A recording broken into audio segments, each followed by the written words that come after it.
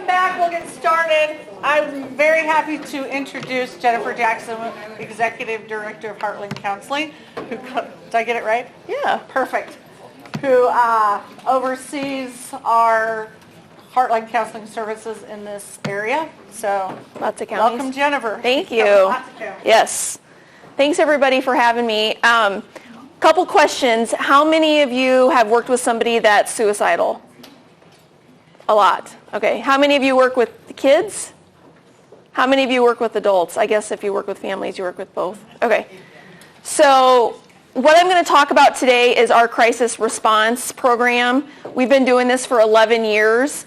It has expanded significantly, actually just in the last year with 988 coming on board. So I actually have 5 scenarios that I'm going to share with you all. So Heartland started in 1977, actually out of a church basement in Homer, Nebraska, and Dr. Reese was the founding clinician. We actually were state-run until the early 90s, and that's when the regions kind of released several of the agencies, and we became nonprofits. So I don't know if everybody knew that, but all of our employees were state employees prior to that. So this is the region that we cover.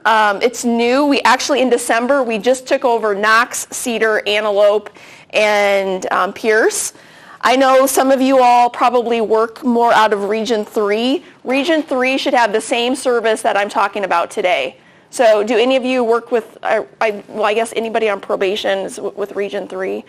But anybody in Knox, Cedar, Antelope, or Pierce in here? Some of you all? Okay, perfect. So what the 3 stars are 3 offices. So our main office is in South Sioux City. We moved out here to O'Neill in 2002 when Sandhills closed. And then we have we're at the Brown County Clinic across from the hospital. And we're actually looking at reopening an office in Valentine. So that's something we're talking about again. So we were there for 3 years, and we just could not get people to come in.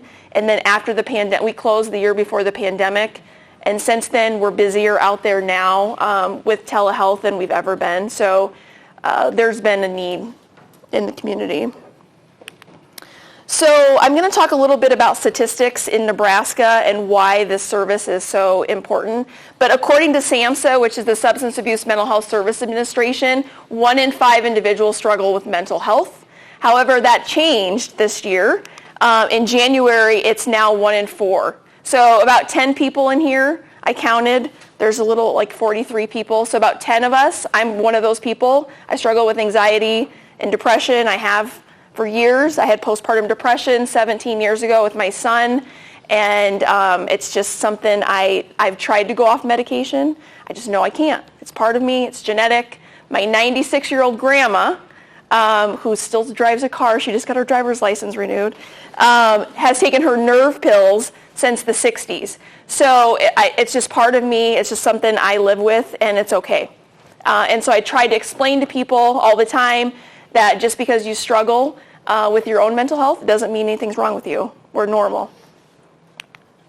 So in Nebraska, this is according to Nebraska DHHS, only 47% of adults are not receiving services that have mental health, and 60% of the children that are struggling with mental health do not receive the services they need. And number 1 reason is usually cost. So number 2 would be stigma. So 1 in 3 18 to 25-year-olds have struggled with mental illness over the past year. In the last 10 years, according to SAMHSA, that has increased by 50%. So what happened from 2001 to 2000? What happened in those? In the last 10 years? So 2011, to 2021. Social media. The smartphone became affordable for the common person. It shifted our whole culture. Think about relationships. Think about how we communicate. Think about the increased isolation. How many of you in here have teenagers or adolescents? And how do you communicate with them? Texting, Snapchat, right? Yep. Instant messaging. It's just it's shifted everything. And so young people are struggling more now than they have ever before. And a lot of this also is due to, of course, COVID. COVID, we have seen a huge shift in the last 3 years. 3 years ago, I had 35 staff. Guess how many I have now? 70. I have 65. Yep. And those are all new positions. And we still have several openings. If anybody knows, I'm trying to hire a therapist out here. Another therapist, several more therapists, right, Amy? So we're looking at expanding to Summerlin schools, West Holt. Here in O'Neill, we have one full-time, but we're looking for a second one. And we're also looking for Chambers. And, well, there's one other that's close. Bloomfield just reached out. We're looking for Bloomfield and Creighton as well. Stewart, yeah. So we are currently in 8 school districts, and we have, just in South Sioux City, we have 7 full-time therapists in the schools. So Wakefield, we're very fortunate where we have one full-time. O'Neill, we have 1 full-time. And then in Wayne, we have 2 full-time. We have another one that covers Emerson, Hubbard, Pender, Homer. So that's where we really have just blown up, is in the schools. But think about it, grief and loss, and I'm not just talking about death. I'm talking about loss of routine, loss of during that year, graduations, homecomings, proms. We couldn't even go to family outings if there was a birthday. There's just a ton of loss there. We saw a large increase in domestic violence and loss of control. Even myself as a leader, I'm just every day. I'd get on this, or every week I'd get on the state call with DHHS. Oh, this is what we're doing this week, and it was just constant change. It was very difficult. Stress in the home and a huge increase in abuse, and we are seeing all of the reporting now. But if research shows that year abuse went down? But it really didn't. But why does it show that? Exactly. The schools are the number 1 reporters, right? So what we're now seeing is I sign off on every single incident report. It stops with me, and I'm signing 2 to 3 a week right now, and it's from abuse that was going on during that time. Because now kids or older young adults are getting into services, they're building rapport with our staff, or they're having, the confidence to finally disclose. So this is according to NAMI, which is the National Alliance of Mental Illness. 1 in 4 people have serious mental illness, have been arrested by the police at some time in their life, leading to over 2 million jail bookings of people with serious mental illness each year. And according to Nebraska NAMI, 2 in 5 adults in jail or prison have a history of mental illness, and 7 in 10 youth in the juvenile justice system have a mental health condition. So this is why this is really important information for you all to know. How many of you, and I don't go into it in this presentation, but how many of you are familiar with ACEs? Awesome. So that is Adverse Childhood Experiences. And I do training for law enforcement, LB 51. I do training for all of our counties. And so what ACEs is, it's a questionnaire of 10 questions. And it's one of the largest research studies that was ever done in the United States. It took 2 years, over 17,000 participants. But what it does is it tracks experiences that happen to a child before the age of before the age of 18. And each question you would get a point for. So it has to do with abuse, neglect, single family home, single parent home, drug addiction in the home, all these different questions. And it shifts everybody's thinking of what is wrong with you to what happened to you, right? So again, Instead of thinking, when you're really annoyed with this person that you're working with and you're thinking, what the heck is wrong with you? Instead of thinking, what is wrong with you, shift to what happened to you. So I had a detective call me a month ago. He was in one of the trainings I did a couple months ago. He's with the Iowa Major Crimes Division. And he said, Jen, I have to tell you the story. He said, I was interviewing this guy who just murdered his mom. And he said, tattoos all over his face. You think, this puke, I'm working with this guy. He said, I was 6 hours into the interview. And he said, I wasn't getting anywhere. And I thought, you're training. Instead of going to Adam like this, I finally switched it and said, what happened to you? And he said the whole interview shifted. This guy opened up, and he said it just went great the rest of the time. He said he opened up about how his mom's boyfriend abused him.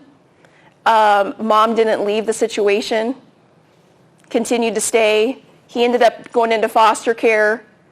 He ended up doing drugs, started stealing stuff, ended up in prison, in and out of prison, but he was able to share.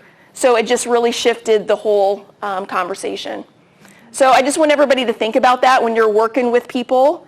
Maybe it's what happened to you instead of what is wrong with you. This is very concerning. This is suicide statistics from this last year, and I did the tri-state area because we're so close to the borders.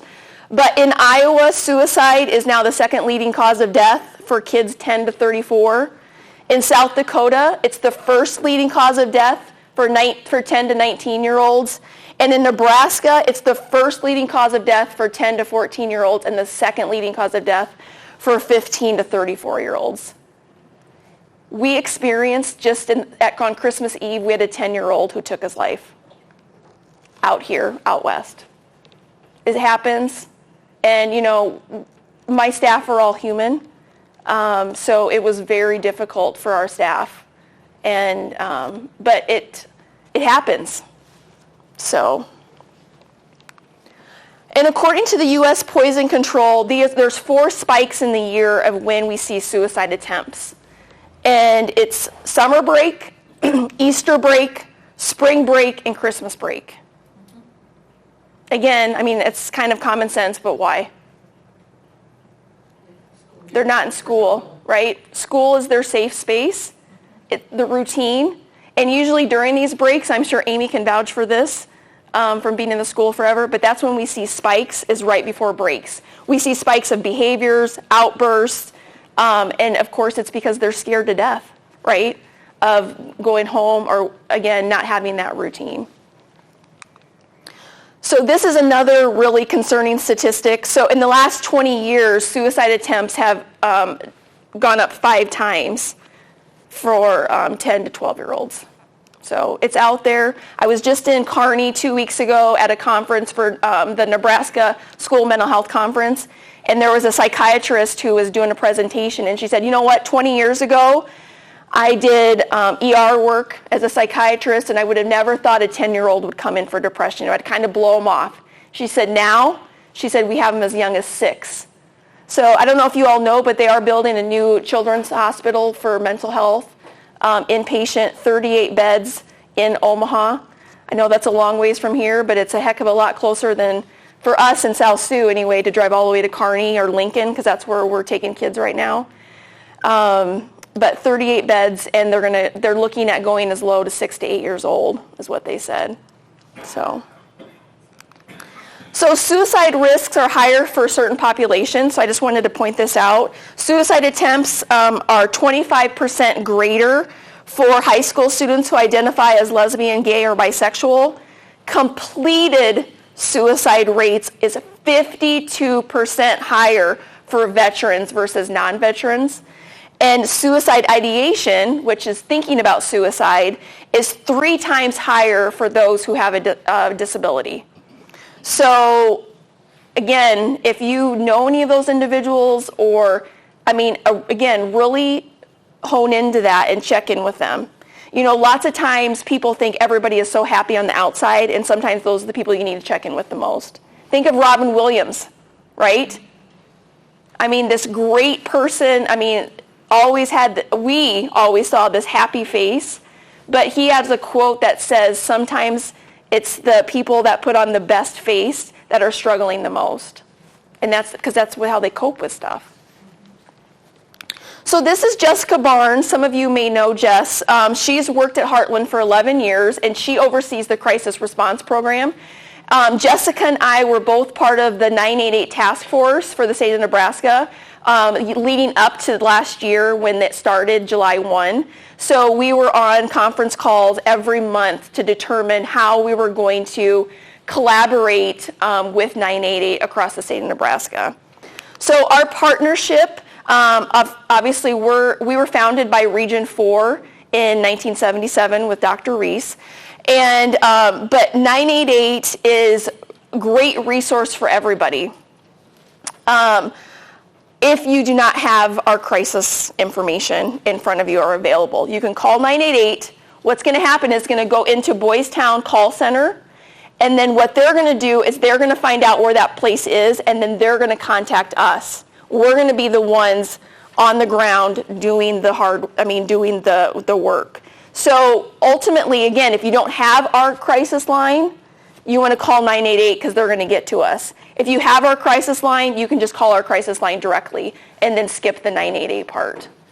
So part of the task force is we all had to come together and make recommendations of what should our crisis responders be trained in. So these are the things right now. This is not 100% set in stone yet by the task force, but these are all of our recommendations that we are saying. Of course, first aid, CPR, cultural awareness and competence, working with interpreters, trauma-informed care, safety planning, crisis care and intervention, violence risk and threat assessment, CALM, which is counseling to access of lethal means, QPR, question, persuade, refer, and then second tier is ASSIST, which is applied suicide intervention skills training, and then motivational interviewing. I'm sure some of you are familiar with these, but this is what, as a state, this is what we are having, and it's a lot of training. So you can imagine we're sending, we have, Kendra, help me out, probably 30 people covering the crisis line.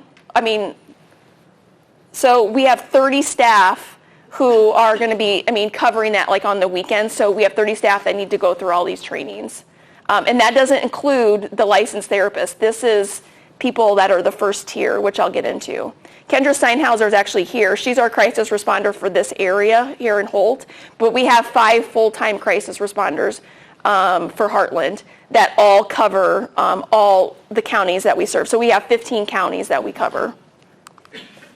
So mobile crisis response team. So how it works is we're available 24/7, 365. Now, we're not a hotline, so I want to make it clear. So 988 is a hotline. If you need help immediately, right now, you can call 988. If you call us, we're sure going to answer. Kendra actually got a call, and during the first presentation had to step out.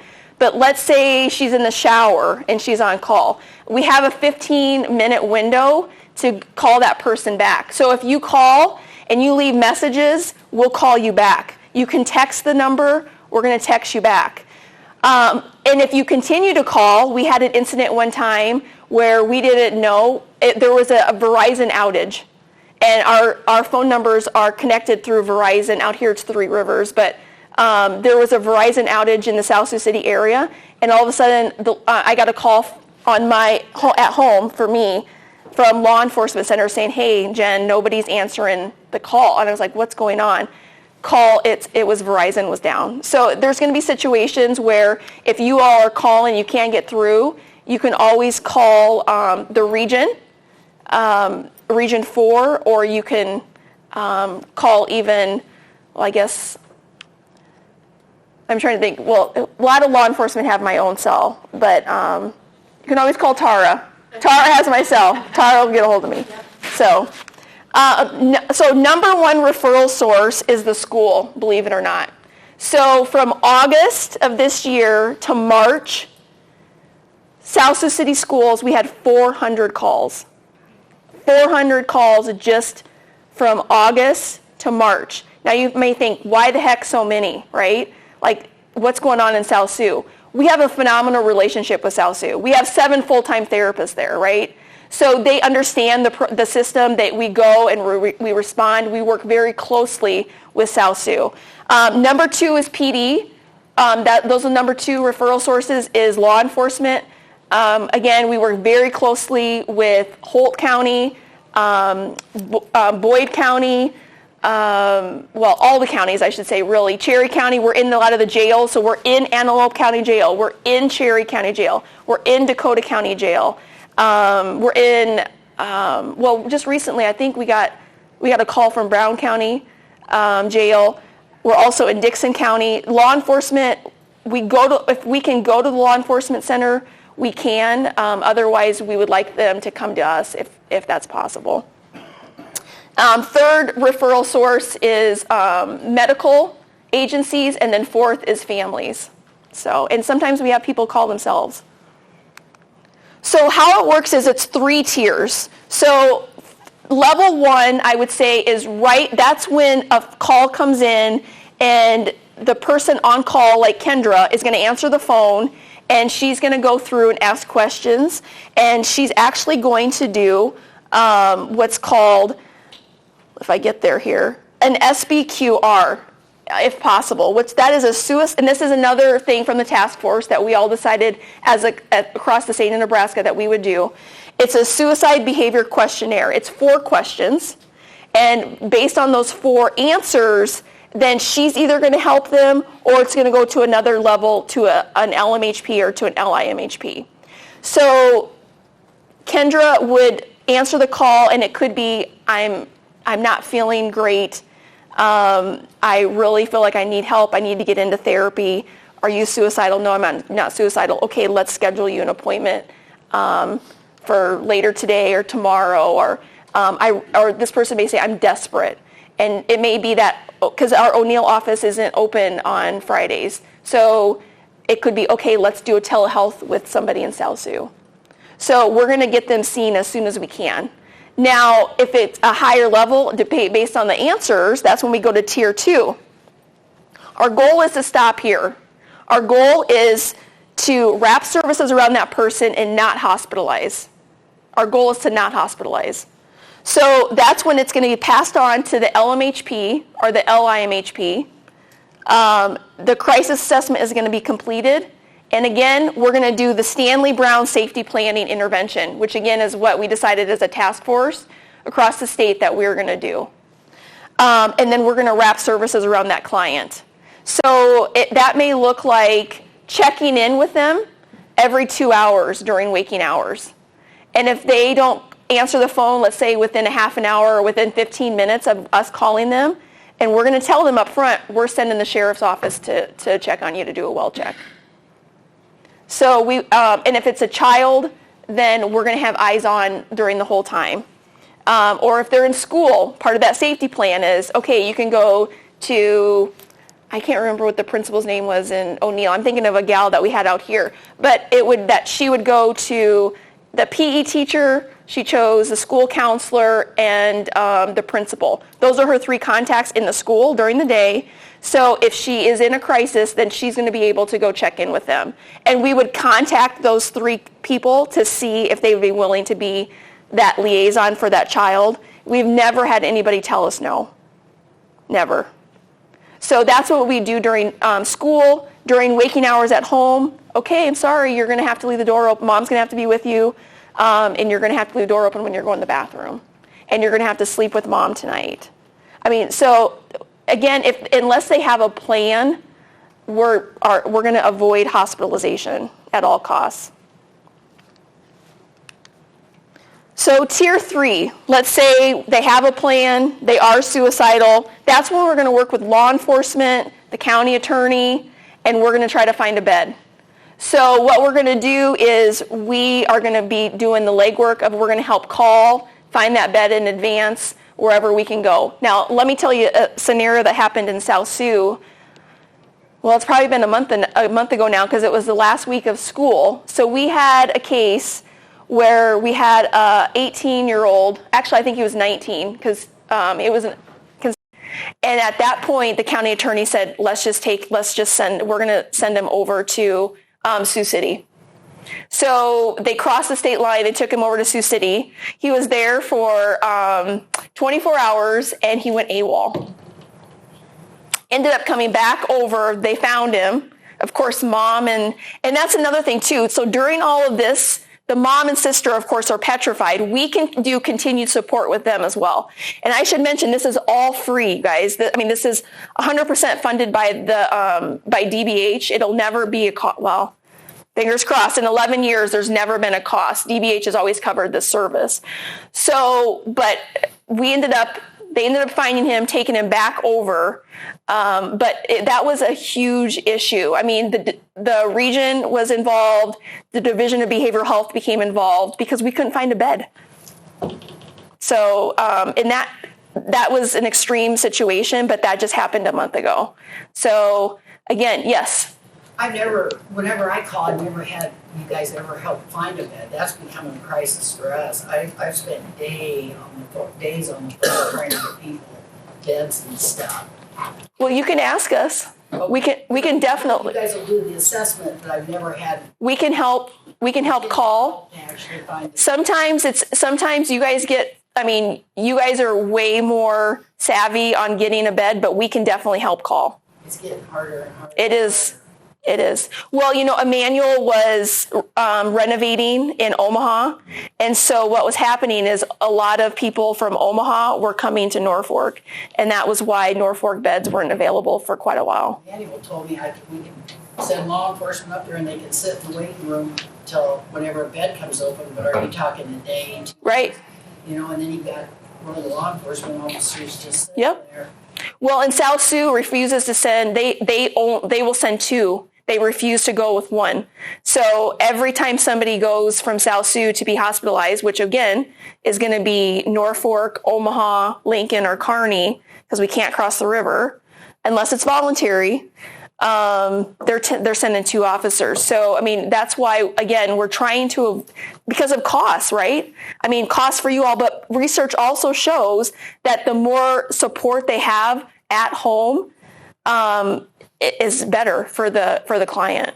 So. Well, and I have the problem with, I had a kiddo go from the ER in Norfolk to Lincoln, and because he had a diagnosis of autism, they wouldn't admit him. That's pretty frustrating. It is very frustrating, especially when the plan was very definite. Yeah.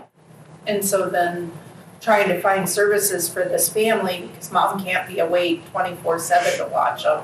Yeah. Well, and the other thing is, too, you got to remember is that, it wasn't even 20 years ago that kids with autism we weren't allowed to do therapy with because it wasn't a reimbursable service because autism was considered never fixable. Right. But we all know in this room, it's not the autism, it's these other things, right? So our goal is to obviously decrease EPCs, decrease hospitalization, and increase support to you all and increase support to the families. So this, again, is a free service. We follow the clients for 90 days, but we really want to include their natural support systems and resources to them. So whatever we can do in those 90 days to hook them up with services, maybe they don't have transportation. Well, guess what? Our crisis responder is going to go to their home, pick them up, bring them in to see the psychiatrist. Go pick them up, take them to the doctor. Take them to whatever they need to do. That's what we're going to do because we want to provide as much support to them as possible. We want to build on their strengths, get them involved. We had a lady here, actually in O'Neill. This was when I was still doing therapy, so it's probably been close to 10 years ago. She struggled with mental illness. She was suicidal, and we were trying to figure out what are some natural supports that we can put in place for her. She loved to quilt. we found a quilting club. I think it was in Atkinson or Stewart, and they met once a week at a church. We got her involved with things like that. So again, thinking outside the box of what are some other natural supports we can find for this person. So again, sometimes they're so isolated and they've burned so many bridges with other people. It's finding other people that can come in and be a part of their web. So, and then of course, we're going to develop a crisis plan and develop a safety plan. So the idea is, again, it's a short-term service. So it's 90 days where we follow them. We're going to, again, try to assist them into achieving stabilization, again, increase their independence, and then reintegrate them back into the community. So what happens after 90 days? Well, and it could be before 90 days. Some people may say, I'm good. I don't need your help anymore. We're like, okay, well, you remember, we're here if you need us. Whereas other people, we roll them into long-term supports. So that would be community support or recovery support. Again, if they have Medicaid, we would bill Medicaid. If they have private insurance doesn't pay for those things. So that's when the region steps in and the region pays for those services. So we can meet with them as much as they need. It could be 3 hours a day. It could be 3 times a week. It could be once a month. Again, it's all based on their need. So every person's is going to look different. It's not black and white. It's very gray when it comes to this because it's really person-centered. So I have 5 scenarios I want to share with you guys. The first one is a 14-year-old male making suicidal statements to his friends. The friends tell the principal. The principal meets with the male and he admits he said it. Principal calls the parents and also calls our crisis line simultaneously. Okay. Crisis responder gets on the phone with the student and does the screening. So again, we want to be there as fast as possible. So let's say we have a call. Kendra's here in O'Neill. We get a call from Valentine Schools. Well, obviously we're not going to drive there because it's going to take too long. So we're going to get on the phone with that kid or we're going to do FaceTime with them. Crisis responder reaches out to one of our 4 licensed therapists to complete a crisis assessment because they determined that they need one. The therapist completes a risk assessment, a brief mental status exam, the Stanley Brown crisis safety plan to determine if child is safe to go home with wraparound services or do they need to be hospitalized. So that's one scenario of how that happens. So again, I'm thinking of a case that a kid I used to see here. Nikki and I used to work with a kid here, and he was very high risk. And Kendra worked with him too. Kendra worked with him on a regular basis. But what we did was we were involved at the school. Again, remember those 3 supports I said? We contacted the school. We had the supports there. Nikki was involved. We had, I'm trying to think. What's Brandy from Region 4? Professional partners involved as well. So again, we're going to try to wrap services around that kid as much as possible to keep him out of higher level of care. Does it always work? Not always. But again, we are trying to reduce that and to try to keep him safe. Scenario 2, 12-year-old female. In the last month, the parents noticed a drastic change in her behavior. She's irritable, isolating, combative, arguing, and fighting with mom, says she's seen shadows. She's not completing homework. She denies drug use. She denies suicide, and she's not self-harming. But the parent calls the police. Police call Heartland. Our crisis responder actually met with the family and encouraged them, obviously, to make an appointment with their pediatrician. But we also determined in that case that she needed to see an LMHP. And then the crisis responder did end up assisting with making that appointment and then checked in with that family and that mom regularly. So again, we're checking in with them as much as we can. I just had a guy come in. He's in law enforcement. Recently, he's been sober 26 years. Both of his parents died in the last year, and he relapsed. And of course, he doesn't want to be in a lot of the services because he's probably arrested a lot of the people we work with. So what we're doing with him, of course, and the reason why I'm telling you this is because he also was feeling very hopeless. So we gave I talked to his wife. I said, hey, I need you to call anytime, text. Please let us, check in with you. So we're checking in with him regularly, and we adapt his treatment. So we're actually seeing him 3 days a week individually. We're going to do IOP with him individually, and then we're also going to do which is, I'm sure you guys all know this, but it's 10 hours a week. So we're adapting for him because of the situations he's in.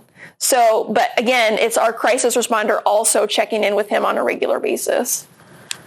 Scenario 3. This is actually one of my cases a couple years ago. 27-year-old single white male. He was psychotic. He was hearing voices and seeing things. Brother was worried and called the police. Police called the crisis responder. Crisis responder did the screening. He was not suicidal and did not meet criteria for hospitalization. Actually, they went to the hospital, and the hospital ended up calling me and saying, hey, I think you guys need to do an assessment on him and see if you can do crisis response with him over the weekend.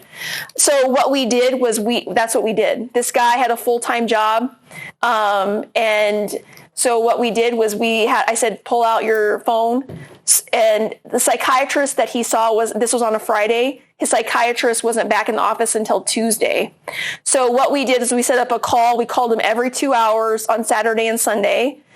During waking hours. And of course, remember the same scenario. If you don't call us back within a half an hour, I'm sending the sheriff to do a well check. He called us. On Monday, he came to the Life Center, which is our day program. So he spent the day there, which was awesome. And then Tuesday, he went and saw a psychiatrist. And he was actually diagnosed with bipolar disorder with psychosis. His meds were not working. He needed a med adjustment. So he got in to see Dr. Patra, the psychiatrist, and he chose not to see us after that, but he was stabilized. So again, we just tried to get him through the weekend, kind of like urgent care, to get him stable or, to feel like he has that support. Scenario 4, 33-year-old female calls the police saying that she's suicidal. Police call us. Crisis responder calls female and does the screening and determines that she does need an assessment. The female is willing to drive to Heartland. And I should also say, if we ever go to a house, we always take law enforcement with us because of safety for our staff. So lots of times, family will even say, that's scary. I mean, we'll just bring him to you. Or we'll take him to law enforcement. We'll meet him at law enforcement center. Female is willing to go to the hospital. We request a police transport. So we have an agreement. We have an MOU with the South Sioux City PD that they will transport to the hospital. And if we're available, then we will meet the police and the client there, and we'll stay with them until they get admitted. Now, out here, it could be that we go to Avera with them, and stay, and they go to their ER, and then they may be transported or to, I guess, Norfolk. We had a situation, I think this was maybe Kendra, were you and I in the case when we went to Atkinson? We had a gal, we were at her house, and she had taken a bunch of pills, or was that before you? That might have been before you. Anyway, we had a gal, law enforcement called us. We met in Atkinson at this lady's house, and we found an empty bottle. She had taken a bottle of pills. And so in that case, what we did is that's when we helped, call ahead to Faith Regional. And then in that case, law enforcement just took her. That was a guarantee. I mean, if somebody's going to take a bottle of pills, obviously they need medical care right away. But what we did was for the support for the husband, we actually filled up his gas tank. So he was able to get there. And then when he gets back, we could fill it up again. So that's where we can help assist. Same thing we had a mom who we tried never to EPC a kid. I mean, we try to avoid that at all costs. If we have a family member who's willing to take them and the kids are willing to go.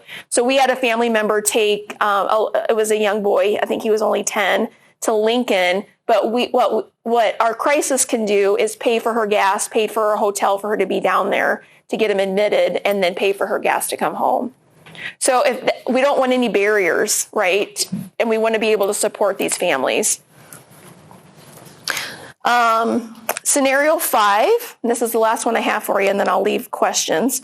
So police receive a call about an older male who's walking down the middle of the road.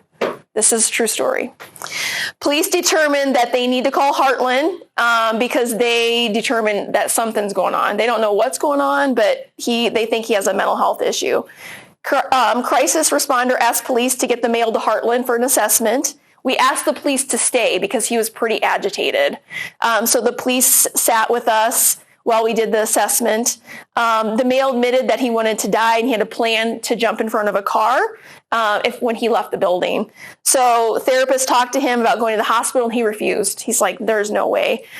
So again, we met with the police were there. We went ahead and did a full assessment. We did a write-up and we did a letter for the police to take to the county attorney. And actually, Dakota County Sheriff's Department asks us the most. They're like, can you write us a letter? And sure, I mean, whatever we can do to help this person get admitted, we're going to do it. So in this case, we wrote the letter and they got him EPC'd. So he went to Norfolk in this case. So this is and I brought tons of magnets, you all. So back behind Kendra, there's stacks and stacks of magnets. We have them in English and Spanish. And then I have left some out here. But if you want to take big stacks with you, please do. You can, even if we have 2 crisis lines, it doesn't matter which one you call because the one's going to roll to the other and vice versa. So, but again, we have somebody on call all the time. It rotates on the weekends. So our full-time crisis responders can have some time off and live. So does anybody have questions? Scenarios? How many of you are using this? How many of you are utilizing Heartland Crisis? Okay. How many of you did not know this existed? Jennifer, I don't know if you could speak to it, but some of our attendees are actually out of Region 3. Yep. So Region 3 should have the same program as us. Now, every crisis response program is going to be a little different. I see Donnie just came in. So Donnie runs The Well. She's the executive director there, and she is our sister company under the region we're the only 2 that run crisis response programs. So every agency does it a little different, the regs, but we all follow the regs, obviously. But this is our style. It's worked. But Region 3, you would reach out to Region 3 and see who would be their contracting agency that covers crisis response. Do you know who it is, Donnie? No. Yeah, I don't either. South Central? At Mid-Plains, okay. And Mid-Plains. Oh, and Mid-Plains, sorry. Okay. Yeah. And again, there is information left on your tables for you for the 988 line in English, and there also should be a Spanish version Yep. for you to take with you as well. Yeah. Yep. So the only other thing I didn't really say, I mean, remember, even if somebody's psychotic, we can still step in and do an assessment. It doesn't mean they're going to be hospitalized. We had a lady in Wayne who was a human traffic victim.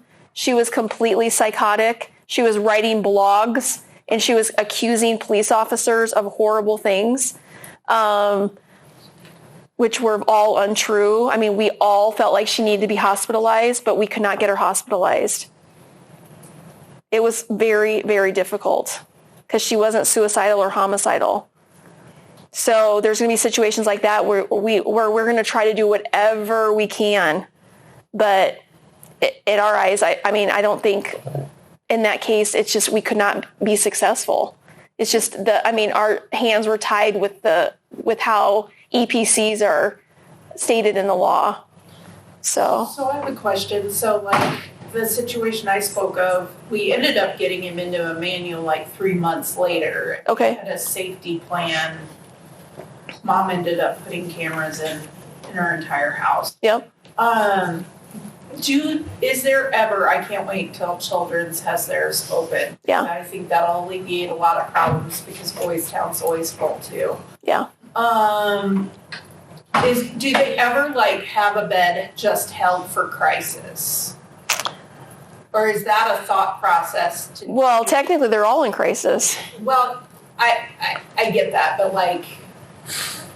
I mean, I can't speak for the hospitals. I don't know. Okay. I wish I knew that question, but I mean, I think that they're so full. they are full all the are. time.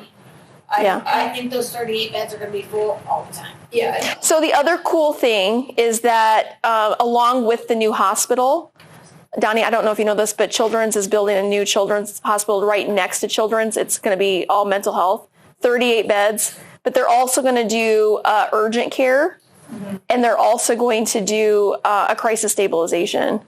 So they're all in the same, so they're not doing a hospital, but they're going to do the crisis stab and the urgent care also in Kearney.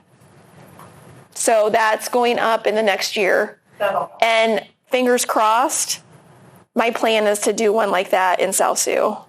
I don't know, which would be amazing. I just met with the contractor yesterday about it. So what an urgent care for, and it would be adolescent urgent care would be, I mean, think about like when you go to an urgent care now, it's not going to be open 24/7. It's just going to be open, maybe till 8:00, and maybe a couple hours on the weekends.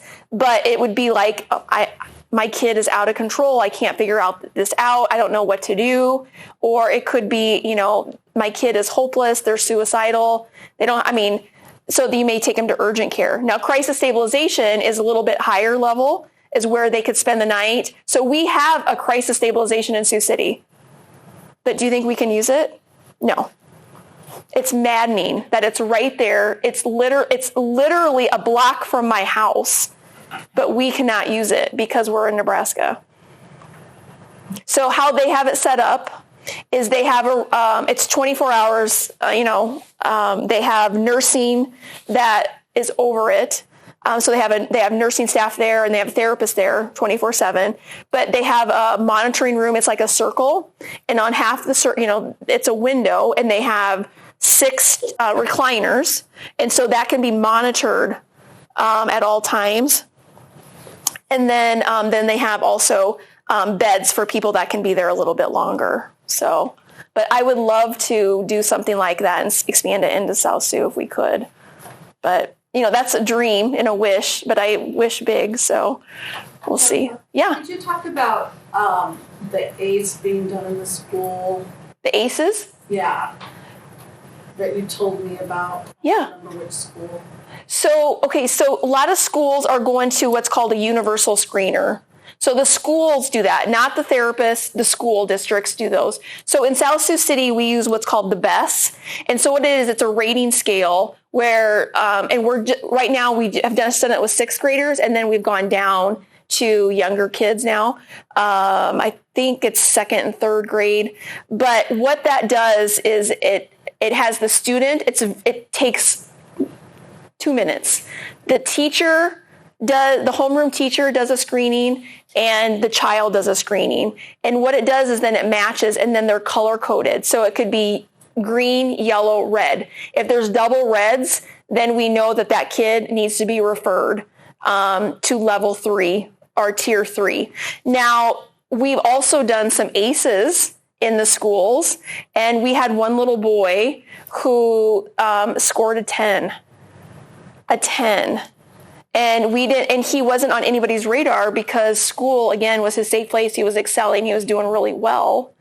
But as soon as they got the 10, then of course he was referred to a therapist, and we were able to go out and meet with him and his family. So, but ACEs, anybody in here can use ACEs. It's online. It's free. You don't have to be a therapist to use it. That guy I was telling you about in Iowa even said, man, this would be really good for us to even use in interviews. So, yeah. So when I do my traveling within our service area, I talk to schools about like surveys and stuff that they do within the schools. One that we talk about a lot at the health department is the Nebraska Risk and Protective Factors Student Survey. Yep. But I've had some schools say that they do this ACEs survey. What's your insight on how they compare? Do you think you should use one over the other, or So universal screener is going to be very different than the Nebraska Protective. So everybody, I mean, I think everybody does that, don't they? They're encouraged to. Yeah, everybody across this, yeah, every school district. I mean, the ACEs is really good, but it's asking you questions about abuse, right? It's not going to necessarily trigger like, are you suicidal? Whereas the BESS is going through and asking different questions about internalization. So the BESS is really doing the external piece of it, the behavior piece that we're seeing, but it's also the internalization of how the child is feeling inside. And so we actually the South Sioux City Schools did a study on how the effectiveness of it, and if we didn't do it, we would have missed 11 kids this last year. So South Sioux is committed. It's $5 a kid. So there's a cost to it, but they've committed. So the last 5 years, the AWARE grant paid for it. The next 2 years, there's a grant through the ESU, the Mental Health Institute, is going to pay for it. But then moving forward, they'll probably set aside, I'm guessing, funding for that because it's so important. So for the ACEs one? no, the BESS, BESS.